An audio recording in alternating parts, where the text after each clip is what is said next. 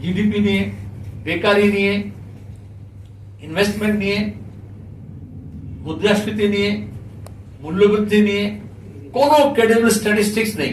ভারত সরকারও দেবে না, রাজ্য সরকারও রাজ্যের কোনো ব্যাপারে এক একবার মুখ্যমন্ত্রী যা মনে আসে তথ্য বলে দেন। এই বিহার ইলেকশন আছে, মোদীকে নানা রকমের সব আজগুবি সংখ্যা বলে দেবে। তাহলে ডেটা, আমাদের রাজ্যের গর্ব ছিল আইএসআই, ইন্ডিয়ান ইনস্টিটিউট অফ হচ্ছে statistical institute, Indian statistical institute, সেটা আমাদের গর্বের জায়গা। এই গোটা সংখ্যাতত্ত্ব বিভাগকে শেষ করেছে বিজেপি সরকার, এখন ইন্ডিয়ান স্ট্যাটিস্টিক্যাল ইনস্টিটিউটকেও শেষ করতে চাইছে, একটা আইন নিয়ে আসছে দখলদারি। এখানে যে ইন্ডিপেন্ডেন্টলি সংখ্যাতত্ত্ব নিয়ে গবেষণা হবে, সংখ্যাতত্ত্ব নিয়ে কাজকর্ম হবে, সরকারের পরিকল্পনাটা কাজে লাগে, সেটাকে তারা তুলে দিতে চাইছে। জনগণের সংখ্যা সেই জন্য জনগণনা এখনো করেনি, যাতে মিথ্যা রাজনীতি করতে পারে। এসআইআর নিয়ে ইসিআই কে জবাব দিতে হবে যে এসআইআর এখন ঘোষণা করছে, কিন্তু তার আগে থেকে কেন্দ্রের মন্ত্রী, বিজেপির নেতারা কি করে বলে দিচ্ছে 1 কোটি, 1 কোটি 20 লক্ষ, 1 কোটি 40 লক্ষ, 2 কোটি, 2.5 কোটি। মগের বললুক নাকি? তাহলে আগে ফর্ম ফিল আপ হবে, ভোটার লিস্টে ম্যাপিং হবে। ইসিআই বলছে এটা হচ্ছে নোশনাল, কিছুটা কাজ এগিয়ে রাখার জন্য।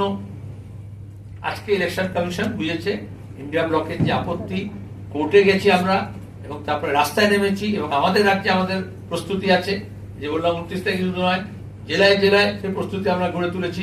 গত 1 মাস 1.5 মাস ধরে বিরোধীরা আওয়াজ তুলেছে।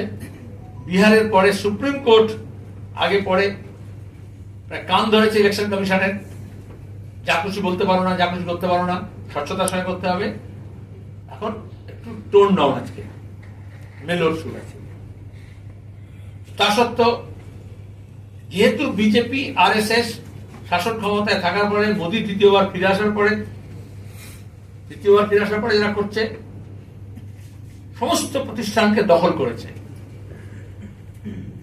সবকটা বিভাগের মধ্যে আরএসএস এর ঘুষপেট। ইলেকশন কমিশনকে তারা সেভাবে কাজে লাগাচ্ছে।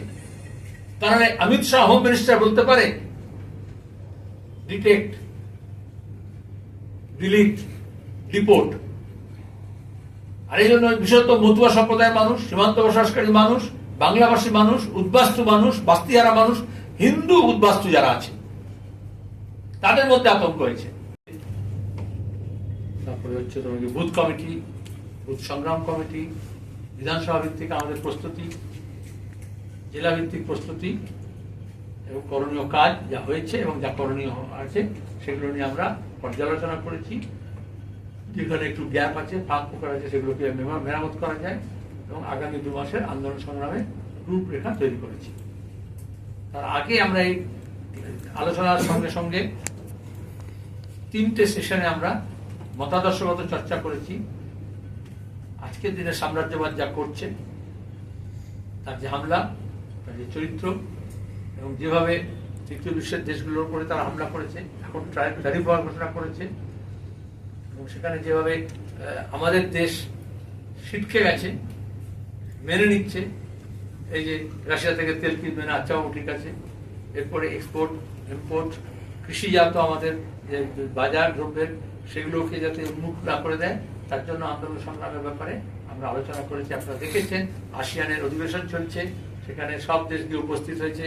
কদিন আগে যে G20 নিয়ে এত হইচই করে গোটা মিডিয়া না গিয়ে দিল্লিকে সাজিয়ে এত কোটি টাকা খরচা করে, 4,500 কোটি টাকা খরচা করেছিল, সেখানে আমাদের প্রধানমন্ত্রী আসিয়ানে গেলেন না। একটা মাল্টিল্যাটারাল জায়গায় আরো বেশি ট্রাম্পের ওপরে দাবি, চাপ দেওয়ার জন্য ব্যবহার করা যেত। আর প্রতিবেশী দেশগুলো সাউথ এশিয়ার পরে হচ্ছে, সাউথ এশিয়ার স্বার্থ তুলে দিয়েছে, নিয়ারেস্ট মাল্টিল্যাটারাল বডি হচ্ছে আসিয়ান, সেখানে আমাদের আরো বেশি ইন্টিগ্রেশন দরকার। আমাদের ব্যবসা বাণিজ্য, কৃষি, আমাদের শ্রম ইত্যাদি বিষয়, যাতায়াত, নিরাপত্তা, সব বিষয়। সেখানে তিনি গেলেন না। আসলে একটা ভয় আছে ট্রাম্পের যে চরিত্র, এবং আমরা কিছুদিন আগে ইউক্রেনের রাষ্ট্রপতির সঙ্গে যেরকম ট্রাম্পকে দেখেছি ব্যবহার করতে, তার যারা পুরনো বন্ধু তাদের উপরে চেপে গেলে কিরকম ব্যবহার করে, সেটা মোদী খুব ভালো জানেন। এবং উনি তো যে কোনো জায়গায় গেলেই ফাঁকা জায়গায় হাত পাত নাড়ান। বিহার ইলেকশনে আরো বেশি নাড়াতে চেয়েছেন যে ভিডিও কন্টেন্ট ক্রিয়েট করেন।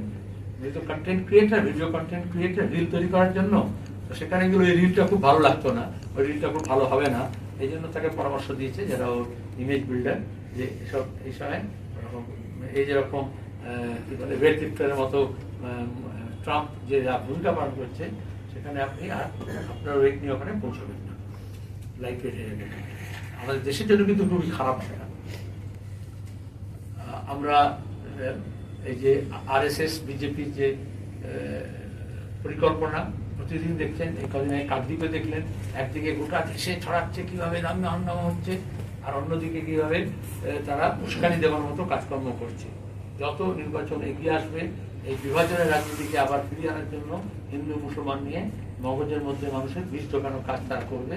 সেটা কিভাবে মোকাবিলা করা যায় সেই নিয়ে আমরা RSS তার ইতিহাস এবং সেখানে দাঁড়িয়ে বিজেপি তার মানুষের বিরুদ্ধে যে কাজকর্ম, অর্থনীতিতে যে তার সিদ্ধান্ত নিচ্ছে, যেভাবে আদানির পক্ষে দাঁড়াচ্ছে। ইতিমধ্যে দেখেছেন আমাদের LIC পাবলিক সেক্টর তাকে বেঁচে দিতে চাইছিল, আর তাকে ইলেকশন কমিশনকে যেরকম ব্যবহার করে, যেরকম আমাদের ডিপার্টমেন্ট অফ ফাইন্যান্সিয়াল সার্ভিস, তার সঙ্গে হচ্ছে নীতি আয়োগ, তাদেরকে ব্যবহার করে ব্যুরোক্রেটসরা কিভাবে আদানিকে সংকট থেকে উদ্ধার করা যায়। এপ্রিল মাসে তারা ডকুমেন্ট তৈরি করে এপ্রিল থেকে দিচ্ছে, যখন আদানি বাজার সালতানা পুরো ডুবছে, তখন LIC-কে বলা হয়েছে যে তোমরা তোমার গিয়ে $495 বিলিয়ন, মানে প্রায় $5 বিলিয়ন, সেটা হচ্ছে তোমাকে ইনভেস্ট করো। ইতিমধ্যে দেখেছেন আদানি পোর্টে তারা ইনভেস্ট করেছে, সেসব ডকুমেন্ট বেরিয়ে এসেছে। পুলিশের শাসন যখন বাড়ে, পুলিশ স্টেট যখন তৈরি করা হয়, মস্তানি যখন হয়, গুন্ডা যখন হয়, সাম্প্রদায়িকতা যখন হয়, এগুলো সব হচ্ছে আসলে নাগরিক সমাজকে ভীত সন্তুষ্ট করা। ভোটের আগে আমরা দেখেছি গত কয়েকটা ভোটে, কখনো যুদ্ধের নামে, কখনো সন্ত্রাসবাদের নামে, কখনো সন্ত্রাসবাদ মোকাবিলার নামে, কখনো বুলডোজার পলিটিক্স করে, কখনো অনুপ্রবেশকারী নাম করে আসলে মানুষকে ভয় দেখানো হয়। আমাদের কাজ হচ্ছে, মিডিয়ার কাজ হচ্ছে সত্যটাকে তুলে ধরা এবং এই ভয় এবং আতঙ্ক থেকে দূর করা। SIR নিয়ে এই জন্য আগামীকাল আমরা আগে থেকেই বামপন্থী দলগুলো একযোগে আমরা সিও, যেটা ইলেকশন কমিশনের যেটা এখানকার যারা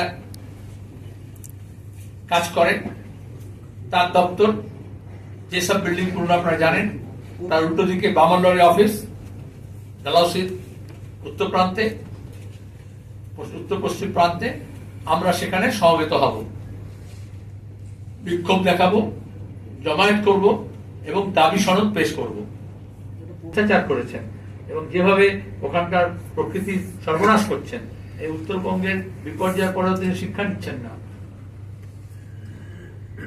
যেভাবে বৃক্ষচ্ছেদন হবে, যেভাবে আদিবাসী উন্মূল হবে, তাদের উচ্ছেদ করা হবে, এবং পাথর খাদান করার জন্য যেভাবে বালি খাদানের যারা মাফিয়া আছে তাদের হাতে তুলে দিচ্ছেন, আর ঘোষণা করছেন বিজনেস সমিতি যে কয়লা খনি হচ্ছে, কয়লার কনে বালি খাদানের সিন্ডিকেট রাজ কায়েম করছেন।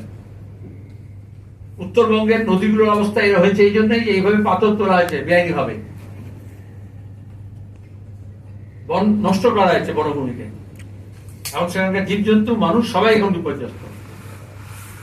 এই প্রকৃতিকে কিভাবে বাঁচাতে হবে, নদী পাহাড় জল জঙ্গল কিভাবে বাঁচাতে হবে, মানুষের জীবন কিভাবে বাঁচাতে হবে, শিক্ষা স্বাস্থ্য কিভাবে বাঁচাতে হবে, এইসব নিয়ে আমরা ঠিক করেছি আন্দোলন সংগ্রামের একটা অংশ হিসেবে আগামী নভেম্বর মাসের শেষ থেকে ডিসেম্বর পর্যন্ত উত্তরবঙ্গ থেকে দক্ষিণবঙ্গ পর্যন্ত আমরা বাংলা বাঁচাও যাত্রা করব CPIM এর তরফ থেকে।